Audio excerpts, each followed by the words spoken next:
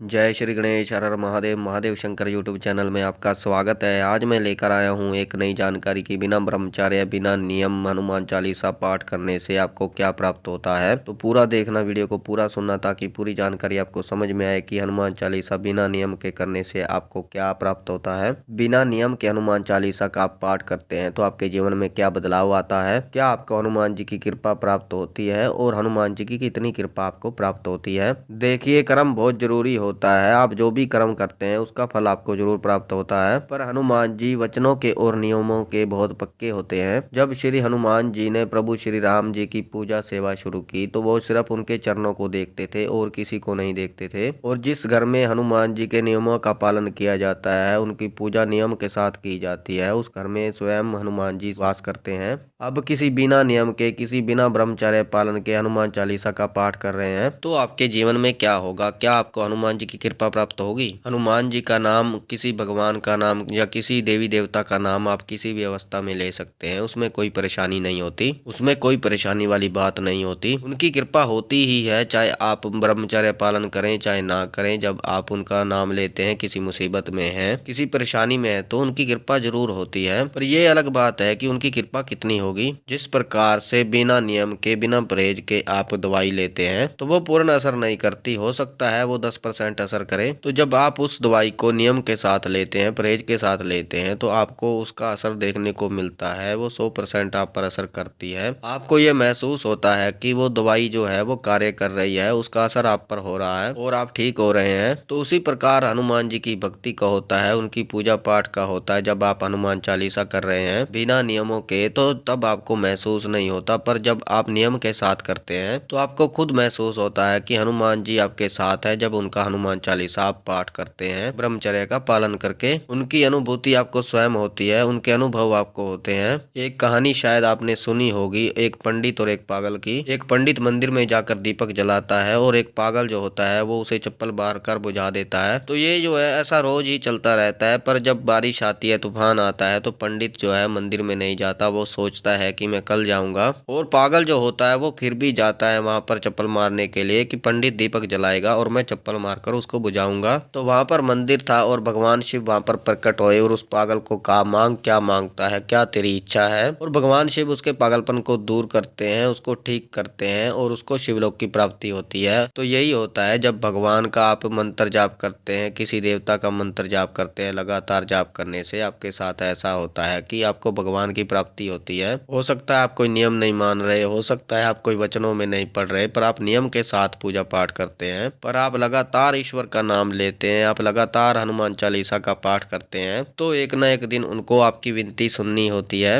हो सकता है वो विराजमान ना हो, पर उनकी जो शक्ति है वो जरूर कार्य करती है, आपको हर कष्ट से बचाती है, हर मुसीबत से बचाती है, हर परेशानी से बचाती है वो शक्ति। हो सकता है आपको वो अनुभूतियां ना दे, पर कहीं ना कहीं आपको उनका फल जरूर प्राप्त होता है, उनकी शक्ति प्राप्त होती है और आपका भला जरूर होता है, क्योंकि आपको कर्म का फल जरूर प्राप्त होता है, आपके जरूर काम बनते हैं। और जो आपने इच्छा सोची है, आपकी जो मनोकामना है वो आपकी पूर्ण जरूर होती है, चाहे आप नियम का पालन करें चाहे ना करें। तो इसीलिए अगर जब भी आप हनुमान चालीसा का पाठ करें तो कोशिश करें कि आप नियम के साथ करें, क्योंकि बिना परहेज के दवाइयां भी कार्य नहीं करती। पर हाँ, जब आप नियम से हनुमान चालीसा पाठ करते हैं, किसी भी देवी देवता का चालीसा करते हैं, पूजा पाठ करते हैं, किसी स्तोत्र का पाठ करते हैं, पूर्ण श्रद्धा के साथ करते हैं, तो उसका फल आपको जरूर मिलता है, उनकी शक्ति आपको जरूर प्राप्त होती है। ऐसा नहीं है कि उसका फल आपको नहीं प्राप्त होता, आपको फल जरूर प्राप्त होता है। हनुमान जी कलयुग में जागृत देवता है और बहुत जल्दी प्रसन्न होने वाले जो देव हैं वो हनुमान जी हैं। तो बहुत जल्दी का मतलब ये भी नहीं है कि आपने कुछ भी किया और हनुमान जी प्रसन्न हो गए। या तो आप ऐसा करें कि लगातार हनुमान चालीसा का पाठ करें, सब कुछ भूल भाल के, मात्र हनुमान जी के चरणों में समर्पित होकर, तो हनुमान जी की कृपा आपको अवश्य प्राप्त होती है।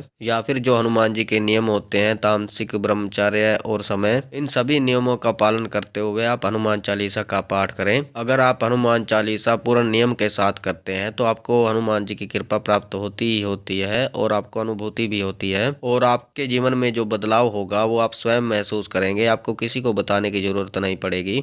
हनुमान जी जो है वो कलयुग में जागृत देव है और अपने भक्तों पर स्वयं सदा ही कृपा करते हैं, जल्दी कृपा करते हैं। तो हनुमान जी की भक्ति जो करना चाहते हैं वो नियम में बंद कर करें तो आपके लिए बहुत ही सर्वोत्तम होगा, क्योंकि हनुमान जी जो है सागर रूपी संसार को पार करने में आपकी मदद करते हैं। इस संसार के समस्त सुखों को देने वाले हनुमान जी हैं। और जब आप हनुमान जी की पूजा शुरू करते हैं तो जो आनंद की अनुभूति होती है वो मैं आपको शब्दों में बयान नहीं कर सकता, आपको बता नहीं सकता कि इतना आनंद आपको आने लगता है और आपका जीवन इतना आसान बन जाता है, इतना सुलभ बन जाता है कि आपको पता ही नहीं चलता कि आपके जीवन में कोई दुख भी है। तो इसलिए आप हनुमान जी का जो चालीसा है लगातार करें, जिससे आपको हनुमान जी की कृपा प्राप्त हो। तो ये थी छोटी सी जानकारी कि बिना ब्रह्मचर्य बिना नियम हनुमान चालीसा पाठ करने से आपको क्या प्राप्त होता है, हनुमान जी की कैसे कृपा आपको प्राप्त होती है। और नियम के साथ हनुमान चालीसा पाठ करने से, किसी भी देवी देवता का चालीसा करने से, सहस्त्र नाम करने से आपको क्या प्राप्त होता है और लगातार हनुमान चालीसा पाठ करने से आपको क्या प्राप्त होता है।